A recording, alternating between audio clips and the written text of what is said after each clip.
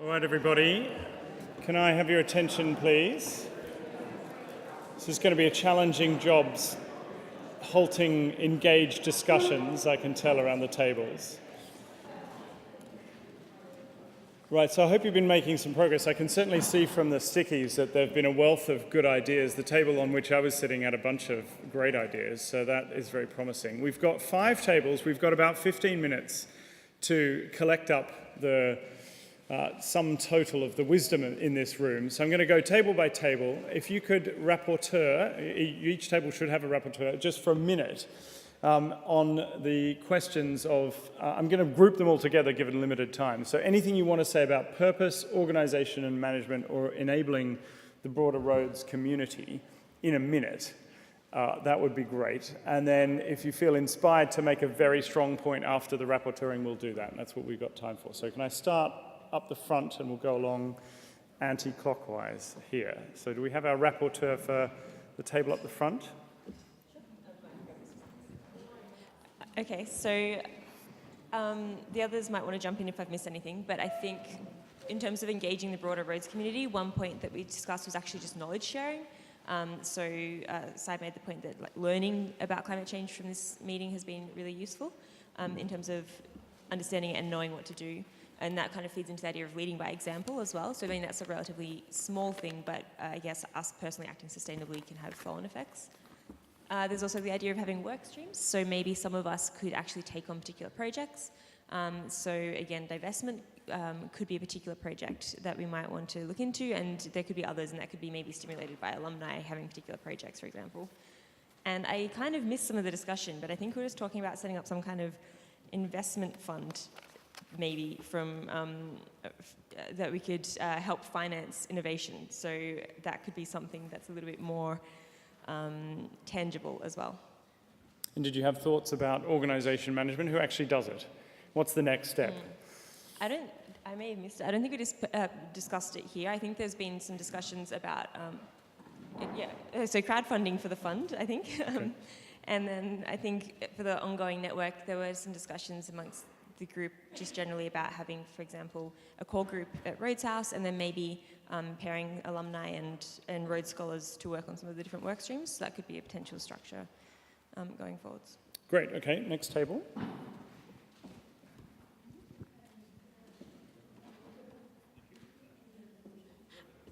Well, we were talking more, I would say, at the nuts and bolts level at this table, just in terms of ways to share information.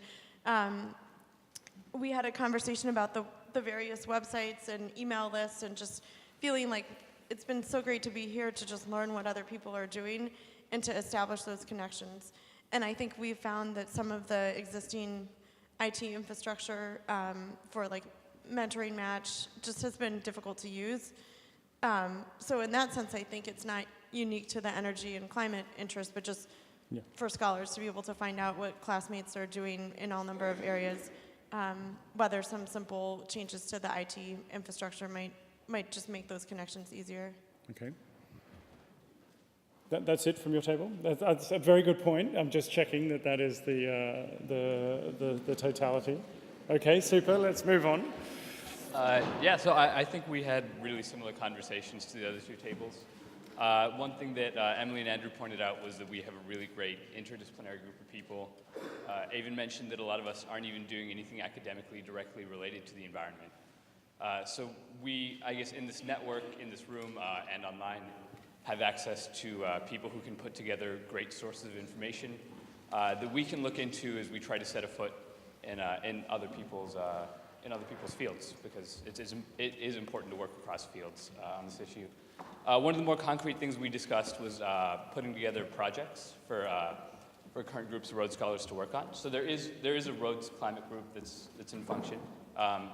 And one thing that really resonated with me that Bill McKibben said yesterday was sometimes it's easier to ask people to do more than less. So the Rhodes climate group in the past has done a great job of putting on talks. But it would also be really cool if they could bring together groups of Rhodes scholars, solicit projects from Rhodes alumni, just like the Rhodes AI Lab does, or just like RSAF does, and put together interdisciplinary groups that work on projects together. So that was one idea that we were excited about. Am I missing anything? Or? Okay, super. Thank you very much. Next, penultimate table.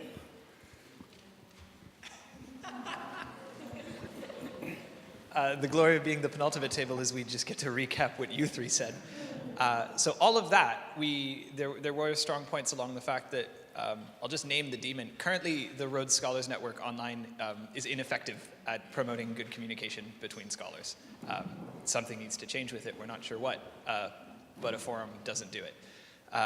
Other thoughts that we had was that there needs to be an in-house team and then an out-of-house team. So one of the major advantages that we have in Oxford is just that we're physically proximate, and the exchange of ideas is much easier that way. We're also physically proximate to a bunch of people, for example, Matt was pointing out in the MPP program, some of whom are not roadies, but many of whom are mid-career professionals who have suddenly found themselves in class time and are looking perhaps for real actual projects. We celebrated the fact that RSAF and Rail, among other groups here, have been very, very good at creating small, very effective consultancy companies, essentially. And that's a model that may be worth investigating because it would allow us to kind of leverage the people that we have here, bring in experience and knowledge from outside with a lot of the senior scholars. I don't know what to call you guys, people who used to be scholars living here, and like senior scholars is an archaic term. Right, quote senior, unquote scholars. And using that as a leverage point, and then the outside team would be trying to build that platform that people have been talking about, just knowing what people are doing that are related to the subject area. We don't really have a good database now, and we don't really have a good communication stream. The best one we've got that I can think of is the unofficial mailing list, which is kind of a sacred space that not everybody's on, that tends to be very fast and responsive in all of the best ways and also all of the worst ways. So we need to find a way to work on that level of effectiveness while avoiding the giant pits. I will explain that to you later, Shirley. It is a dangerous thing to talk about right now. So is now a good time to move on to the last table? Absolutely. Great, super, let's do that.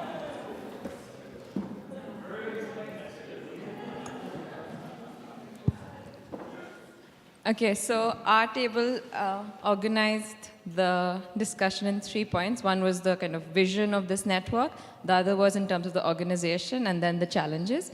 So in terms of the vision, we thought one would be, of course, an exchange of opportunities, but along with actual opportunities of jobs or internships or mentorships, we also thought it would be nice to seek out help and advice from scholars about various projects, which would also make it a forum to pitch ideas and get interdisciplinary responses to those ideas. Another thing we thought about was having a Rhodes Climate Index, which someone on this table might be able to fund. And, and for that index, the point of that would be to collect a lot of indices and be able to compare and rate in terms of, say, sectors or in terms of countries, and probably also create op-ed pieces and just mobilize a discussion or mobilize action around the existing research or existing kind of data collected through this index, which I think could be quite a productive use of the network. And then in terms of organization, we thought there could either be kind of country chapters or there could be sector-based chapters. And that could be one way of kind of framing it, but also kind of not narrowing down the discussion, but kind of organizing it in a less scattered way. And then in terms of the challenges, one of the things we want to be careful about, not to repeat what the last table said, was to see that we're not duplicating already an existing group, and that's why not duplicating the same problems and challenges. So think about what the added value of a group like this would be. And yeah, I think that's about it. Great. So we've collected, in some sense, all of the wisdom of the tables, but in the few minutes that we have, and before I attempt some kind of synthesis, which I will attempt, I'm wondering whether there are hands that might want to go up to make additional points, or the things that you've heard that you disagree with, things that you heard that you strongly agree with. the space is Rodolfo. No, just a quick comment, and I came late to the discussion. Sorry, I was with the warden for another stuff, but whatever we can help from Rhodes House on improving the Rhodes Scholar Network into making it and transforming it from a 1.0 platform that it's today into a 2.0, 3.0, whatever version that is, we will do it, but we will need help. Your input would be great. Any ideas that you can provide to us will be appreciated. And if we can support any of the other organic ideas that are arising from this group so that they happen, the chapters, whatever it may be, the local chapters, just be in communication. I wonder if we can follow up when we send out the survey to this, about this meeting on how people want to get be involved, so that we can really follow up with all of you. That's from the official side. Great, the official line. Thank you very much. Any unofficial comments? Yep, Forbes.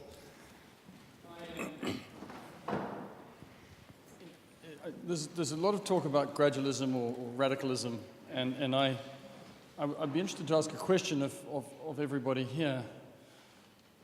Do the people here feel that the question of climate change is sufficiently close to the core purpose of the Rhodes Trust and the world's fight, that mankind's response to climate change is something that should be one of the central issues of the world's fight as we define it? And if a lot of hands go up, then I think that's significant. For me, I just don't know how many hands are going to go up when I ask that question in a very formal way in a moment. Because I think we would ask for something quite big of ourselves and of the Rhodes movement in terms of joining climate change to the world's fight. If not many hands go up, that's very interesting too. I just don't know how it's going to look.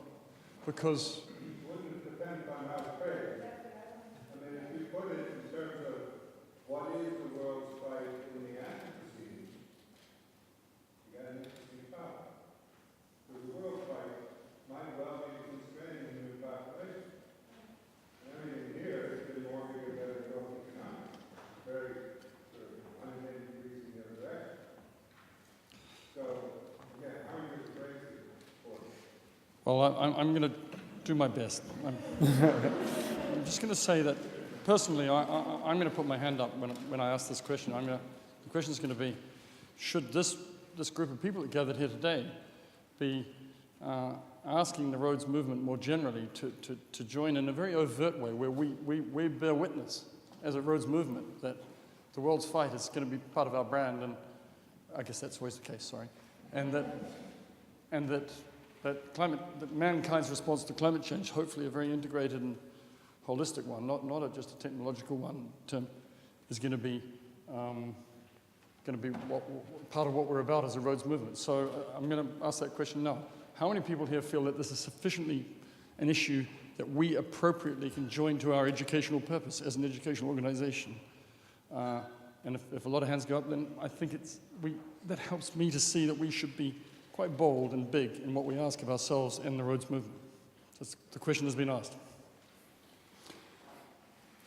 So it looks like about half. It looks like about half. It looks like about, this is quite important data. There we go. It looks like about 2/3. Is that fair? Does anybody want to dispute my data analysis? Do you know, I just think we're going to have to do a show of hands as to who feels this isn't quite appropriate to our core brand, because, and perhaps we could hear from some of those people, because it's really important to know, I think.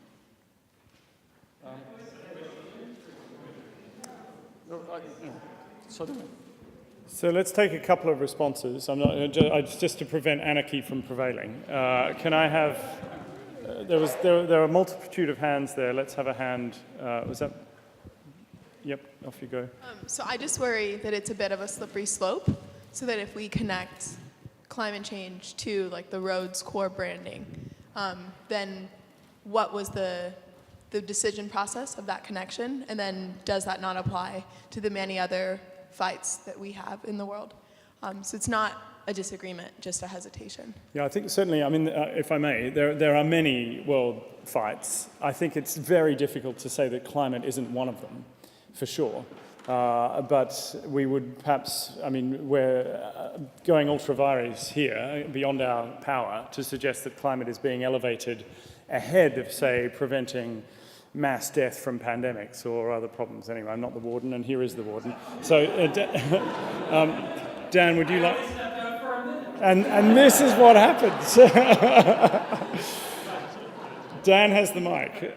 So I would just say, as someone who has devoted a huge amount of my professional life to climate change, I would not want to connect it to the Rhodes brand, because I think one of the joys of the Rhodes scholarships is people are leading the world's fight in many directions and don't have their own shape of vision constrained.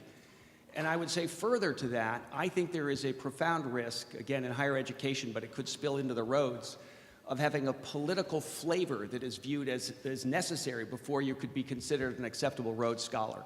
And I would say among the students I teach at the Yale School of Forestry and Environmental Studies, one of the things that holds them back most is the sense that there are right people and wrong people in the world, and they don't want to talk to the wrong people.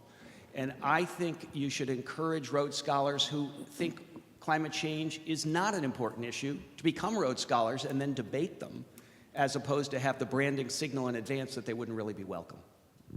Great. I think that's a very helpful intervention, which does nothing to withdraw from the fact that this is a major challenge facing this generation, and that's why we're all here.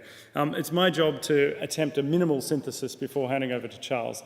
This is going to be hard. I'm going to fail. It's going to be my fourth failure for the day, after failing on political coordination of stakeholders, strategy and intelligence, and then razor-sharp business execution. But here goes. I took out 5 key points then. First is the value of physical connectivity, of actually being in the same place with people at the same time. I heard it on a number of tables, and it came back in the rapporteuring. I think what that means is that we want to have something like this event that we've just had on some degree of periodicity. I'm not going to say, every year or whatever, but that is clearly something that I think emerges. It may also be that it makes sense to have physical groupings within specific places because of the value of actually meeting people face to face on climate. So I think that's point 1. Point 2, we heard very clearly from a number of tables that the tech that we have in this community is not up to it. And that has been recognized, and all I'm going to say is I assume things are going to be in hand. Third, in terms of the functions and what people would value from this network, I would cluster a bunch of things in the word exchange. Yeah, so this is exchange of talent, exchange of ideas and knowledge, exchange of mentoring, exchange of potential capital with venture ideas, and even exchange of information in the sense of bearing witness to the impact of climate change around the world. So the network needs to be delivering on that valuable exchange that we can have across country, across generations, all within this one community. I think that's a very important third point. On the fourth point, I heard a number of projects, immediate concrete projects that could emerge from this group, whether it is an investment fund, a divestment campaign, an index providing information to markets, citizens, consumers, governments, where that information currently is not adequately provided. I think it'd be good for us to follow up on those ideas and see if we can make something of them in this community. And the last point, the fifth one, is really that we should, whatever we do, we should think very carefully about our comparative advantage, avoid duplication. There are millions of different efforts, not just on climate, but across the world's fights. What is it that the Rhodes community can distinctively contribute here? And that should be a lens. But I think those inputs have been very helpful for us and the community as a whole as we start to take these things forward. I'm now minus 2 minutes on my allotted time. So I'm going to, before handing over to Charles, just close by thanking once again the organizing committee. As I said at the beginning of yesterday, I'm formally the convener. The email was sent out with my photo on it, much to my surprise. But it is a fantastic student committee who did all the work, did all the thinking, and who've delivered success today. So I named them yesterday, I won't name them again, but please join me in heartily thanking Rebecca, Sai, the whole team for a brilliant job.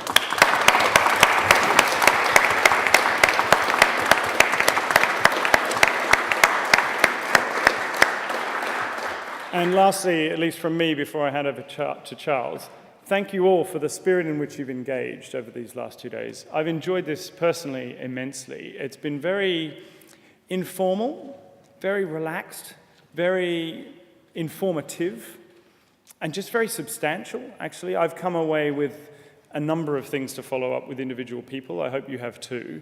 And in some sense, part of the value of these meetings isn't necessarily that something comes out with the Rhodes stamp, but it's the millions of, the n factorial number of potential relationships and interactions that we can have with one another that can each push our own agendas a little bit forwards and the collective agenda forwards in a big way. As Achim said yesterday very, very powerfully, where we get our power from isn't just, we're not born into positions of power. We get our power from taking action that then inspires others to take similar action and to be leveraged and to achieve scale that way. And this community really can help us to scale all of our individual efforts on the climate space. So thank you once again very much from me, and I will hand over to Charles to close. Thank you.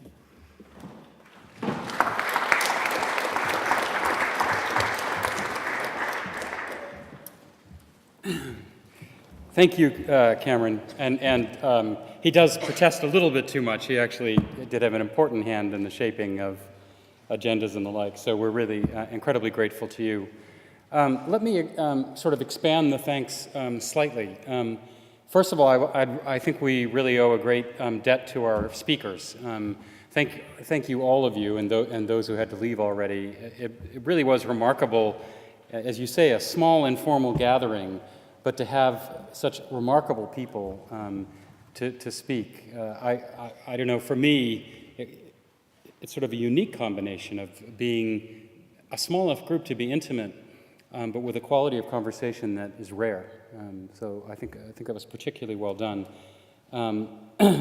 Thank you also for the senior scholars who made the trip to be here and to be part of this. I mean, one of the things that we've been trying to do in the last few years with the Trust is to really work on lifelong fellowship. We always use the present tense when we describe Rhodes Scholars, but we seldom actually acted like that was true. And through this kind of gathering where newer and less new scholars come together to share ideas and maybe to work together to make the world a better place, I think we actually begin at least a hint at delivering what we really could do if we were a cohesive community of people fighting the world's various fights. And that excites me. I also would like to say a special thanks to Emily, Rodolfo, Deb, the Porters, and all the other people who make this thing sort of happen as if it were seamlessly so, and we're very much in their gratitude too.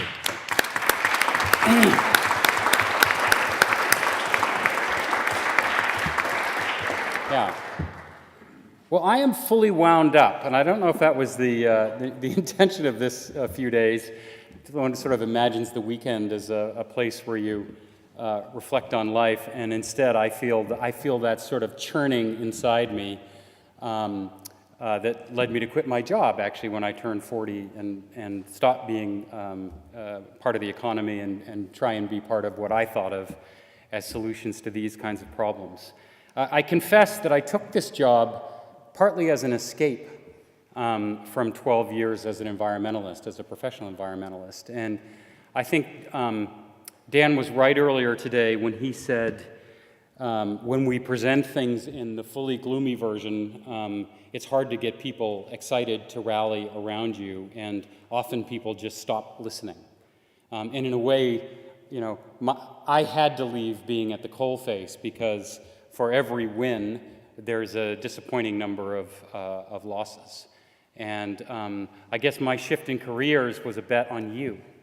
I came here because I felt like my time would be better spent investing in the next generation, the youthful generation, who I hope will have the energy and courage to do the things that our generations and our parents' generations didn't. So, sorry, that makes it sort of heavy. Sorry. It is a little bit heavy. The truth is, I struggle personally. I want to believe the that the combination of right-thinking people and market signals and good global governance institutions and technology change will lead us into a better path. And I hope that that will happen quickly enough for the planet and all its inhabitants. But inside my tummy, I worry, and I worry a lot, and I think anyone with children worries, which is, can this happen fast enough? Because it feels, and it's funny, 20 years ago when we first, sort of launched our own efforts into this, probably longer for you, but it seemed distant. And I think we acted as if it was distant, and now, of course, we realize it isn't distant. And it will play out within your lifetimes. And that pessimistic self notes that it'll be very lucky if we manage to pull sort of 7 billion humans plus all the other inhabitants of the planet through that, what appears to be a pretty narrow eye of the needle, without substantial conflict, death, and destruction. And I think the best bet is people like you. I worry that we have these conversations often speaking almost only about people, and when we speak about other kinds of creatures, we mostly speak about them in terms of what they can do for us, and I worry about that. It's a very Genesis view of the world. I was trying to remember that exact quote from Genesis, and Rivka was supposed to be able to help me as a student of these things, but we couldn't quite remember it. But basically that quote from Genesis is that all the creatures were created for us, and of course that's not true. That's not true. We're a funny, evolved animal that happens to have such great powers that we can control almost everything that happens on the planet. But we seem to be born with a selfishness that makes it hard for us to cooperate to save that very planet. So I don't want to finish on a downer. I do think that your generation has a chance, if we act, to fight this fight. I don't think it's the only fight, and as the warden, I can't say this is the only fight. But what I would say to all of you in final closing is, whether you believe the technological, incremental, pragmatic path with hope for good governance at all levels, or you believe the more apocryphal path, the dystopian path, it doesn't matter. All that matters is that you do something, and that you encourage others to do something. And when you leave here, it'll be easy to sort of fall asleep. And I know it sounds like a funny thing to say, because when you're your age, you're sort of, you're full up in it. But when you leave, and soon there'll be a car payment, and there'll be a mortgage payment, and there'll be little creatures that emerge somehow. Although after $30,000 of income, we stop doing that, but it'll happen. And it's easy to sort of fall asleep and to not remember, the duty that all of us have to do good in the world and to fight the world's fight. So I hope none of you fall asleep. Don't fall asleep. And maybe with that, I'll say thank you. So.